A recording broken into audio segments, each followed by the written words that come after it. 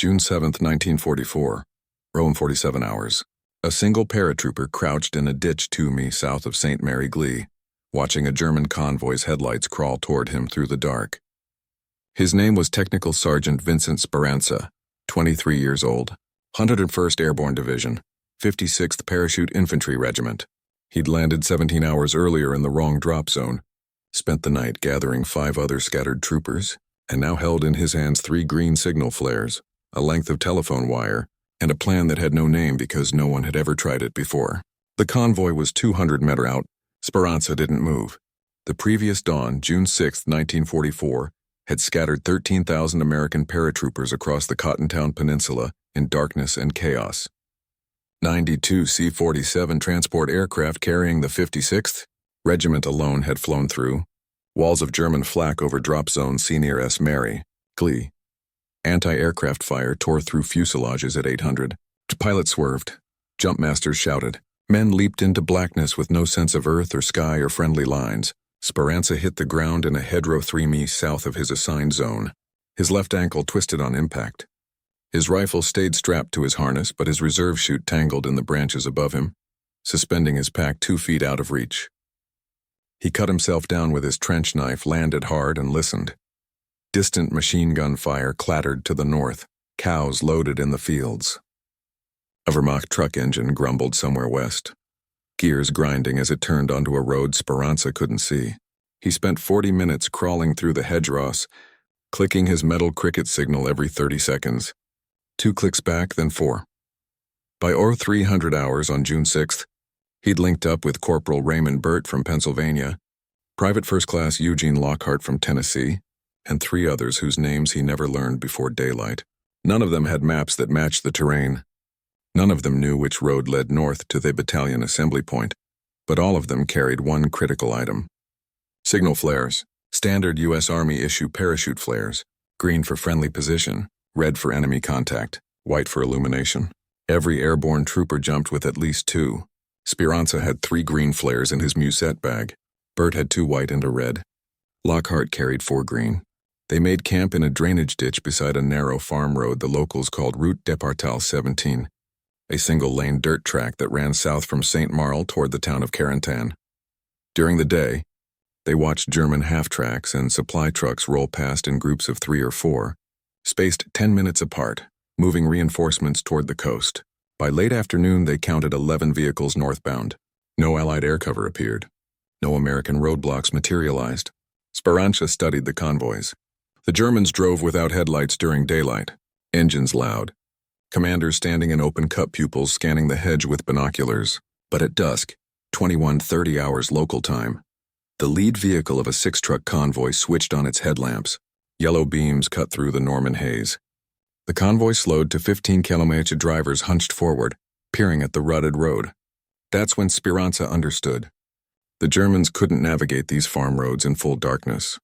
They needed light, but light made them visible to roving American infantry squads scattered across the peninsula, squads that would fire first and vanish into hedgerows before the convoy could respond. So the Wehrmacht adopted a compromise: drive slowly after dark with headlights on, rely on speed and numbers to punch through any small ambush, and trust that the scattered paratroopers lacked heavy weapons to stop a moving column. It was a calculated risk. Sparansa saw the flaw. The Norman countryside worked against conventional tactics in ways that military planners in London had underestimated. The hedgerows, ancient earthen berms topped with dense thornbush and trees, divided the landscape into thousands of small rectangular fields, each one a natural fortification. Every field was a potential killing zone. Every gap in the hedges was a fatal funnel. Roads carved through this maze in narrow channels barely wide enough for a single truck, with blind curves every 100 meters and drainage ditches deep, enough to conceal a squad. The Americans called it Bocahage country. The Germans called it Hulla Hell. For mechanized units accustomed to the open plains of Russia or the wide highways of France's interior, the Cotton Peninsula was a nightmare. Tanks couldn't maneuver. Convoys couldn't disperse. Artillery observers couldn't see more than 200 meters in any direction. Every movement was channeled, predictable, vulnerable. And the paratroopers, scattered, disorganized, operating in groups of 5 or 10, were perfectly suited for it. Sparansa recognized this the moment he hit the ground. He'd grown up in rural New York, hunting deer in dense forest where patience and concealment mattered more than speed or firepower. He understood how to move through thick terrain without being seen, how to watch without being watched, how to let the enemy pass within arm's reach and never know you were there. That understanding shaped his thinking as he crouched in the ditch on June 6th, watching the German convoys roll past. He didn't see targets. He saw patterns. The convoys moved north during daylight in tight formations, 3 to 6 vehicles, always with at least one armored half-track mounting a machine gun. They maintained 15-meter spacing between vehicles, close enough to provide mutual support, but far enough to avoid clustered casualties if they hit a mine. They never stopped unless fired upon. When fired upon, they responded with immediate suppression. Every weapon in the convoy opened up simultaneously, pouring rounds toward the source of contact while soldiers dismounted and spread into the hedgerows. The volume of fire was overwhelming. Sparansa watched one American squad, 4 men, fire a single burst at a passing convoy from a hedge 80 meters away. The convoy stopped. 8 machine guns hammered the hedgerow for 40 seconds straight. When the firing stopped, nothing remained but shredded leaves and splintered wood. The Americans were gone. They'd fired and withdrawn before the Germans even stopped. But the German response revealed something important. They prioritized firepower over accuracy. They didn't confirm targets before shooting. They saturated suspected threat positions and sorted out the details afterward. That doctrine made sense in conventional warfare where ammunition was plentiful and suppression allowed infantry to maneuver. But here in the Bocage, it meant the Germans were burning through ammunition anghosts. Sparansa watched this happen 3 times on June 6th. By evening, he understood the pattern. That night, he gathered his 5-man team in the ditch. He explained his idea in whispers. Lockhart called it insane. Bert said it might work once. The others said nothing. At 0100 hours on June 7th, they moved into position along a bend in Route Departmental 17, where the road curved east for 40 kilometers before straightening toward St. Marley. Sparansa chose the inner curve, the point where a driver's headlights would swing widest, illuminating the opposite hedgerow and leaving the ditch on the near side in shadow. He positioned Lockhart and Bert 200 meter north with orders to wait. He strung telephone wire from a flare to a stake driven into the embankment. He buried the flare in loose dirt, angling it east toward the far hedgerow. Then he strung a second wire and a third. 3 flares spaced 8 men apart along the curve, all aimed east, all rigged to pull fire when the wire went taut. The mechanism was crude but reliable. Each flare had a standard pull igniter, a steel pin attached to a spring-loaded striker that, when pulled, drove a firing pin into a percussion cap.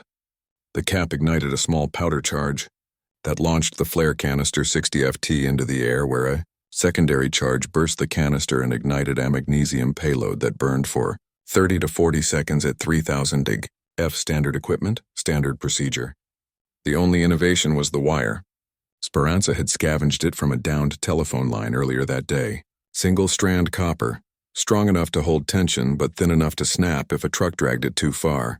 He tied one end to the flare's pull ring and the other to a stake 8 menors away, then buried the wire under a light covering of dirt so headlights wouldn't catch the glint.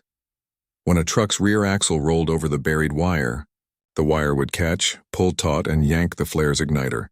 Simple physics. No timer needed. No risk of premature detonation. The flare would fire only when a vehicle passed directly over it, creating the illusion that someone had manually triggered the signal at that exact moment. The way a scout would signal his position when taking contact. The convoys always came in groups. Sparansa bet the lead vehicle would pass the first flare, triggering it 10 seconds later when the wire caught in the truck's rear axle.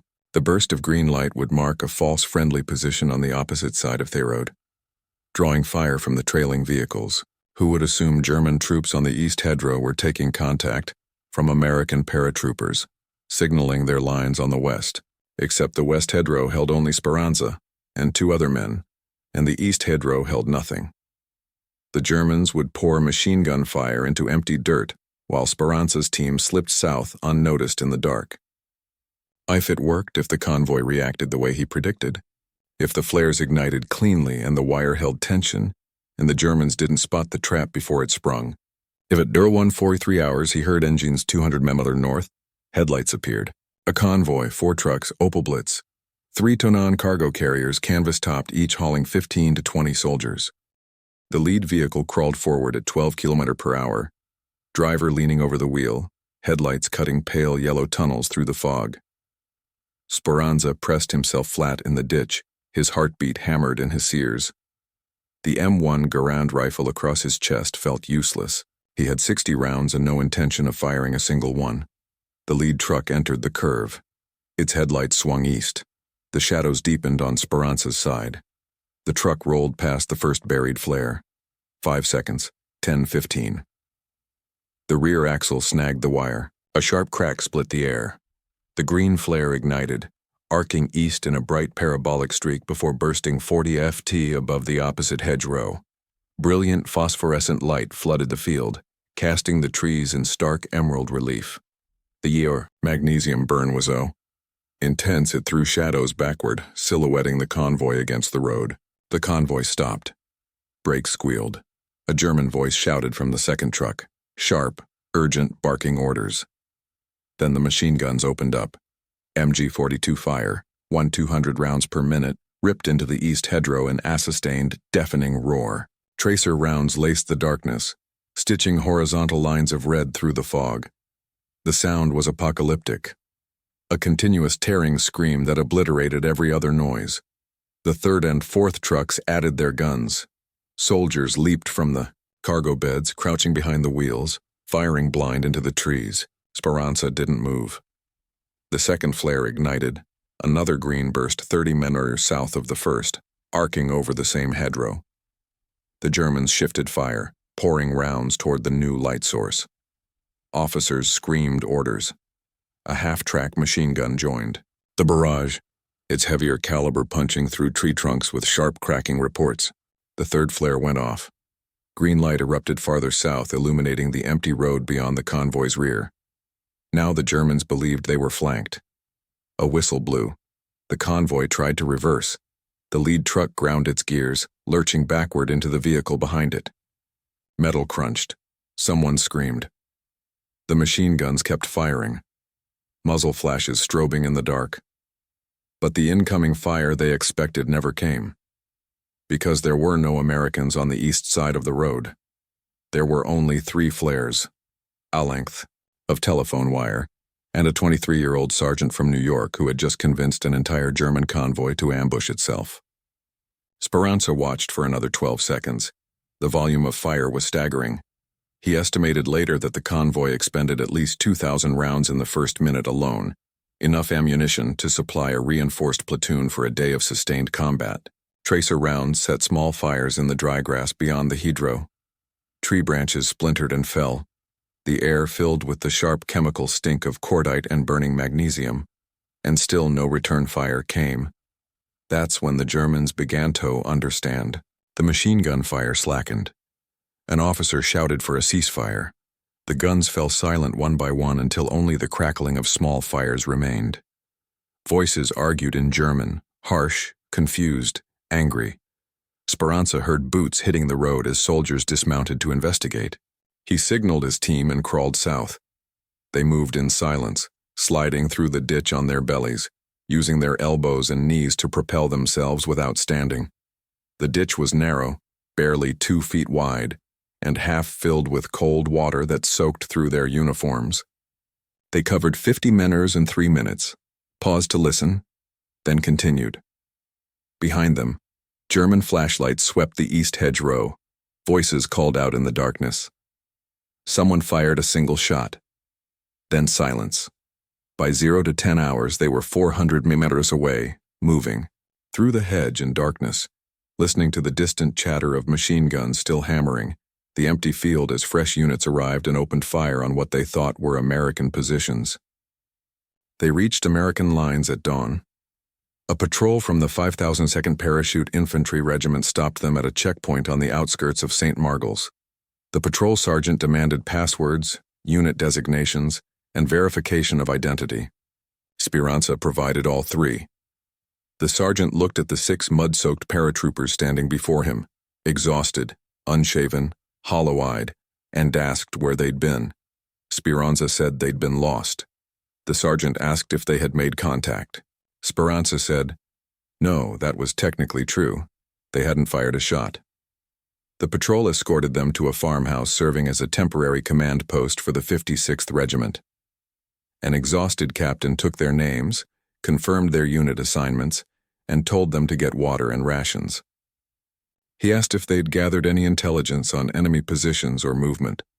Sparansa mentioned the convoy route en route to Departmental 17. He described the vehicles, estimated their strength, noted the time and direction of travel. The captain wrote it down. He didn't ask how 6 men had observed a German convoy at close range without engaging. Sparansa didn't volunteer the information. Nobody believed them. Note at first. The concept had no precedent. Signal flares were for marking positions, not misdirecting enemy fire. The use of timed or triggered flares to simulate friendly contact in a false location violated no standing order, because no one had conceived of the tactic. Sparansa filed no after-action report that named the technique. His company commander noted only that Sergeant Sparansa's squad successfully evaded a German patrol on the night of June 7th and returned with intelligence on enemy convoy routes south of St. Mary Glees. But word spread among the airborne units. Soldiers talk. Stories circulate in whispers around foxholes and supply depots, growing in the telling, acquiring details that may or may not be accurate. By June 9th, at least 4 different versions of Sparansa's flare trap were circulating through the 101st Airborne Division. In one version, he'd used flares to lure an entire German battalion into a minefield. In another, he'd triggered a friendly artillery strike by marking a false target. In a third, the most popular, he'd single-handedly stopped a convoy and captured 20 prisoners without firing a shot. None of these were true, but they reflected a hunger for good news in the chaotic first days of the invasion, when every small victory mattered, and every clever trick felt like vindication against an enemy that had dominated Europe for 4 years. By June 10th, at least 3 other small teams attempted variations. Private Louis Hopman of the 82nd Airborne rigged 2 white illumination flares to a tripwire en route National 13, hoping to blind a convoy's lead driver and force a collision. The flares ignited early, revealing Hopman's position. German troops fired into the ditch where he hid, killing him and 2 others. Corporal Michael Santini tried to replicate Sparansa's setup using red flares to simulate enemy contact. The convoy ignored the signal entirely, driving past without slowing. Lieutenant Howard Grant ordered his platoon tow-string flares along a kilometer of hedgerow south of Carentan, intending to fake a broad defensive line. The flares burned out in 40 seconds, long before any convoy arrived. Staff Sergeant William Kowalski attempted a more elaborate version near Verville, using 5 flares and a series of wires designed to ignite them in sequence, creating the impression of movement along a hedgerow. The first flare malfunctioned and burned on the ground instead of launching. The Germans spotted it immediately, recognized it as a trap, and swept the area with machine gun fire. Kowalski and his team escaped, but barely. The tactic worked once, for Sparansa, because he understood 3 principles that the others missed. First, timing. The flares had to ignite after the lead vehicle passed, creating the illusion that a concealed enemy had revealed their position only when firing began. If the flares went off too early, the convoy would recognize the deception. Second, placement. The flare shed to mark a position across from the convoy's line of travel, not ahead of it, to simulate incoming fire from a flanking enemy rather than a roadblock. Third, color. Green flares signaled friendly troops. When German forces saw green light bursting over a hedgerow while taking no actual fire, their doctrine assumed American units signaling each other during contact, a standard practice in fluid night engagements. The reflexive response was suppression fire toward the suspected American position. Sparansa hadn't invented those principles. He'd observed them. He'd watched how German convoys reacted to ambushes during the daylight hours of June 6th. They stopped, dismounted, and poured overwhelming fire toward any visual cue, muzzle flash, smoke, movement. They didn't verify targets. They saturated suspected positions with machine gun fire until officers confirmed the threat was neutralized. That doctrine made sense on a static front, but in the chaos of Normandy, where 13,000 paratroopers had scattered across 50 square kilm, the Germans faced an environment where every hedger could conceal an enemy squad, and every flicker of light might mark incoming fire. The Wehrmacht's institutional response, immediate suppression, created a vulnerability Sparansa exploited with 3 signal flares and a piece of wire. He never called it a flare trap.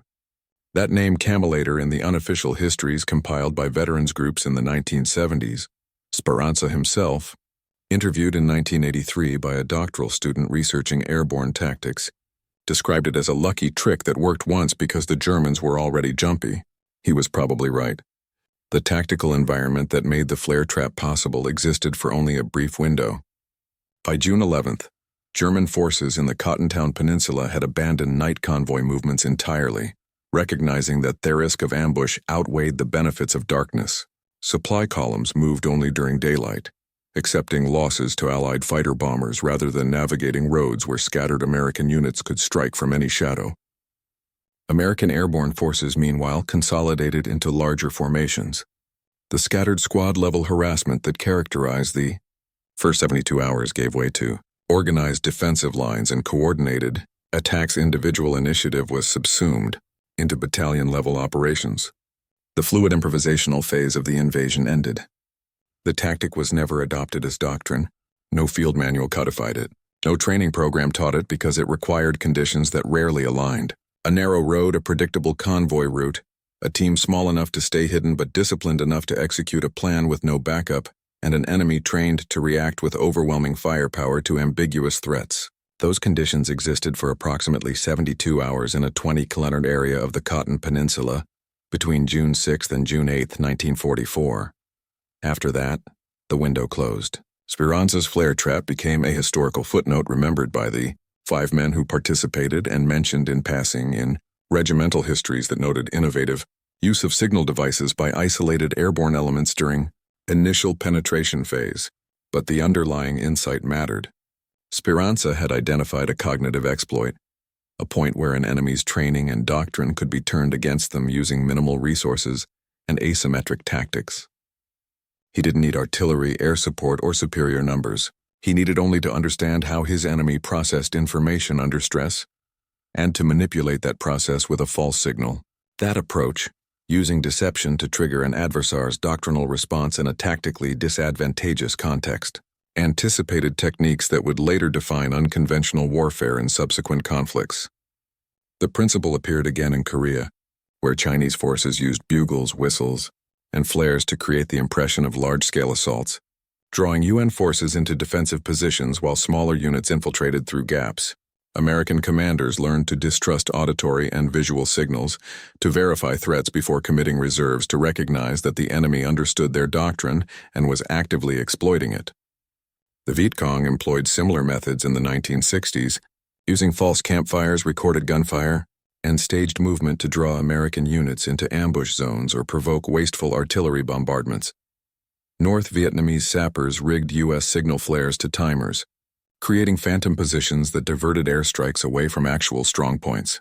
The tactic worked because American doctrine prioritized firepower and immediate response. The same vulnerabilities Sparansa had identified in German doctrine 20 years earlier. Afghan Mujahideen fighters in the 1980s used Soviet signal flares captured from supply depots to mark false positions, drawing Soviet artillery fire onto empty hillsides while the actual fighters maneuvered undetected. The Soviets adapted slowly, requiring visual confirmation before calling fire, but the adaptation came at a cost. Hesitation in a fluid tactical environment meant lost opportunities and increased casualties. In each case, the deception worked because it exploited a fundamental tension in military doctrine: the need to respond quickly to threats versus the need to verify those threats before committing resources. Fast response times reduce casualties but increase vulnerability to deception. Slow response times reduce vulnerability to deception but increase casualties from real threats. There's no perfect solution, only trade-offs. Sparansa understood that intuitively. He didn't have the language to articulate it in theoretical terms. Didn't know the academic frameworks that would later analyze such tactics under headings like information warfare and cognitive domain operations. He only knew that the Germans shot at anything that looked like a threat. And if you could make something look like a threat in the wrong place, you could survive. That knowledge came from experience, not education. Sparansa had completed 2 years of high school before dropping out to work in a machine shop. He joined the Army in 1942, trained at Fort Benning, Georgia, and qualified as a paratrooper on his third attempt after 2 failed jumps due to equipment malfunctions. His service record noted he was adequate in marksmanship, proficient in close order drill, and satisfactory in leadership. There were no commendations, no awards for exceptional performance, nothing to suggest he was anything other than a competent, non-commissioned officer in a division full of competent non-commissioned officers. But competence in combat looks different than competence on a training field. In training, you follow procedures. In combat, procedures get you killed. The difference is knowing when to improvise and when to stick to the manual, when to take initiative and when to wait for orders, when to fight and when to hide. That knowledge can't be taught in a classroom. It emerges from the intersection of personality, circumstance, and desperation. Sparansa had the right personality, patient, observant, willing to sit still for hours watching patterns emerge from chaos. He had the right circumstance. Scattered behind enemy lines with minimal equipment and no support. And he had the right desperation. 6 men depending on him to get them home alive. Those 3 factors produced the flare trap. Remove any one of them and it doesn't happen. If Sparansa had been more aggressive, he would have tried to ambush the convoy directly and been killed. If he'd been less observant, he wouldn't have noticed the German response pattern. If he'd had radio contact with higher command, he would have requested extraction and never developed the trap. If his squad had been larger, they would have been detected. If they'd been smaller, they wouldn't have had enough flares to create a convincing sequence. Everything aligned once for 90 seconds on a dark road in Normandy. And then it was over. Sparansa never attempted the tactic again. He rejoined his company on June 9th and fought in conventional infantry actions for the remainder of the Normandy campaign. In September 1944, his unit participated in Operation Market Garden, the airborne assault on the Netherlands. He jumped into Eindhoven, fought for 6 days in urban streets, and took shrapnel in his left shoulder from a German hand grenade. He recovered in a field hospital and returned to duty in October. In December 1944, the 101st Airborne Division was rushed to Bastonia, Belgium, to counter the German offensive in the Ardennes. Sparansa fought there for 3 weeks, Duginto frozen foxholes subsisting on 1 meal a day, while German artillery hammered the perimeter. He never used a flare. There was no point. The tactical environment was different. Fixed defensive positions, clear front lines, established supply routes. Deception required mobility and concealment, neither of which existed in the siege at Bastogne. So Sparansa did what every other paratrooper did. He fired his rifle, conserved ammunition, shared rations, and tried not to freeze to death in a hole in the ground. He earned a Bronze Star for his actions at Bastonia, not for any single act of heroism, but for sustained performance under extreme conditions. The citation noted his exemplary leadership and dedication to duty during defensive operations December 19th to 27th, 1944. It didn't mention flares. The war ended in May 1945. Sparansa returned to New York in late 1945, worked as a machinist, married in 1947, raised 3 children, and rarely spoke about Normandy. In the 1960s, when his oldest son asked what he'd done in France, Sparansa said he jumped out of an airplane, walked a lot, and tried not to get shot. In 1984, the 101st Airborne Division Association invited him to speak at a reunion. He declined. He told the organizer he hadn't done anything worth talking about, that the real heroes were the men who'd taken the beaches and held the line at Bastonia, and that his own war consisted mostly of being lost, tired, and lucky. But he kept the 3 flare casings. He'd retrieved them on the morning of June 8th after American forces secured the road. The green powder residue still clung to the aluminum tubes. He carried them in his musette bag for the rest of the campaign through Holland and Belgium, and into Germany, and brought them home in his duffel when the war ended. In 2003, he donated them to the National World War II Museum in New Orleans. The museum cataloged them as signal flares, parachute-type U.S. Army issue used in Normandy, June 1944. No placard explained the flare trap because the museum staff didn't know. Sparansa had never told them. The flare sat in a storage room for 4 years, part of a collection of miscellaneous equipment donated by thousands of veterans. In 2007, a museum researcher preparing an exhibit on airborne operations noticed the flares and contacted Sparansa for more information. Sparansa was 86 years old by then, living in a nursing home north of Albany, his memory fading but still sharp on certain details. He told the researcher about the ditch, the wire, the convoy. The researcher asked if anyone else could corroborate the story. Sparansa gave him Raymond Burt's phone number. Burt confirmed every detail. The researcher asked why Sparansa had never mentioned it before. Sparansa said he didn't think anyone would care. The researcher asked if he'd be willing to be interviewed on camera for the museum's oral history project. Sparansa said no. He died 3 weeks later on a Tuesday morning in March, quietly in his sleep. His obituary in the local paper mentioned his service with the 101st Airborne and his presence at Normandy, Eindhoven, and Bastonia. It did not mention the flares, the convoy, or the ditch en route to Part Montel 17. 3 people attended his funeral who understood what he'd done. Raymond Burt, Eugene Lockhart, and a man whose name Sparansa never recorded, but who'd crouched beside him in that ditch for 90 seconds while machine gun fire tore through the darkness above their heads. They didn't speak about it during the service. Afterward, standing beside the grave, Burt said only that Vincent had been smart in ways the Army didn't measure, and brave in ways that didn't earn medals. Lockhart nodded. The third man said nothing. The story survived in fragments, a few oral history transcripts, a brief mention in a regimental memoir published in 1979, and a doctoral dissertation on airborne tactics that devoted 3 paragraphs to improvised deception techniques employed by isolated units during D-Day landings. That dissertation, filed at the U.S. Army Command and General Staff College Library in Fort Leavenworth, Kansas, remains the most detailed account. It describes Sparansa's method, estimates the convoy strength at 60 soldiers, and concludes that the flare trap achieved negligible tactical impact but demonstrated the potential for low-resource deception in fluid operational environments. Negligible tactical impact. That assessment is probably accurate. Sparansa's flares didn't stop the convoy, destroy its vehicles, or inflict casualties. They delayed it for perhaps 5 minutes and caused the Germans to expend ammunition on an empty field. The convoy regrouped and continued north. The war proceeded, but negligible tactical impact misses the point. Sparansa wasn't trying to destroy the convoy. He was trying to survive the night without firing a shot, because firing a shot would have revealed his position to 60 German soldiers with automatic weapons, and he understood that 6 American paratroopers armed with rifles couldn't win that fight. So he didn't fight. He manipulated the environment to make the enemy fight itself. That requires a different kind of courage than charging a machine gun nest or holding a trench under artillery fire. It requires the discipline to stay hidden when every instinct screams to act, the creativity to see a tactical opportunity where doctrine sees none, and the cold clarity to execute a plan with no backup if it fails. Sparansa had all 3, and because he did, 6 men walked out of a ditch on the morning of June 8, 1944, and returned to American lines without losing a single soldier.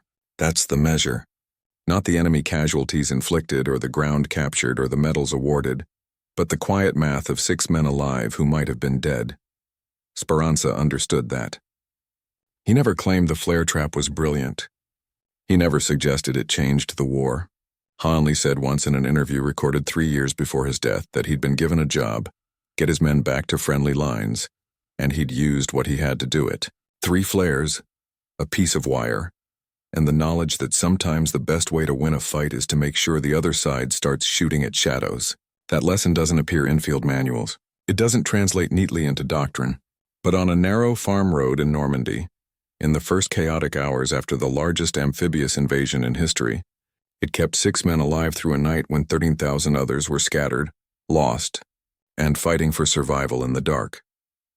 Modern military theorists have studied the flare trap in the context of what they call cognitive warfare, the manipulation of an adversary's perception and decision-making process to achieve tactical or strategic objectives. A 2018 paper published by the U.S. Army War College analyzed Sparansa's technique alongside similar historical examples, concluding that low-cost deception tactics exploiting predictable doctrinal responses represent a persistent asymmetric threat that conventional forces must account for in training and operational planning. The paper recommended incorporating deception recognition into squad-level training, teaching soldiers to distinguish between genuine threats and false signals designed to trigger wasteful responses.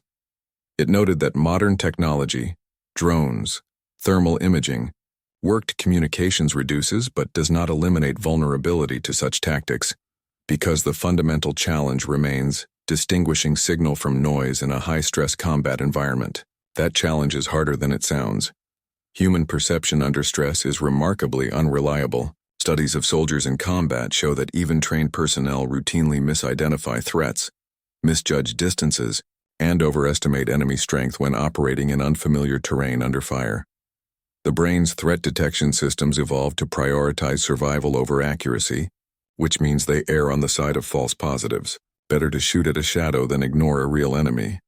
Doctrine tries to compensate by imposing verification procedures and fire discipline, but doctrine also demands rapid response. And those two imperatives, verify before shooting, shoot before being shot, create a tension that can be exploited. Sparansa exploited it with flares.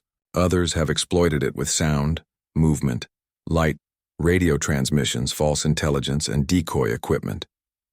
The method changes. The principle remains. And in the end, that's what soldiers do. They take what they're given. Flares meant for signaling, wire meant for telephones, a ditch meant for drainage, and they turn it into something that keeps their people breathing until the sun comes up. Vincent Sparansa did that once on a road whose name he could never quite remember, in a country he'd never seen before, and would never visit again. And then he went home, worked his shifts, raised his kids, and kept 3 flare casings in a box on his basement shelf for 59 years. Not as trophies, but as quiet reminders that wars are won, not only by the men who charge forward into fire, but also by the ones who crouch in ditches, watch convoys pass in the dark, and understand that sometimes the smallest deception executed at exactly the right moment can turn chaos into survival.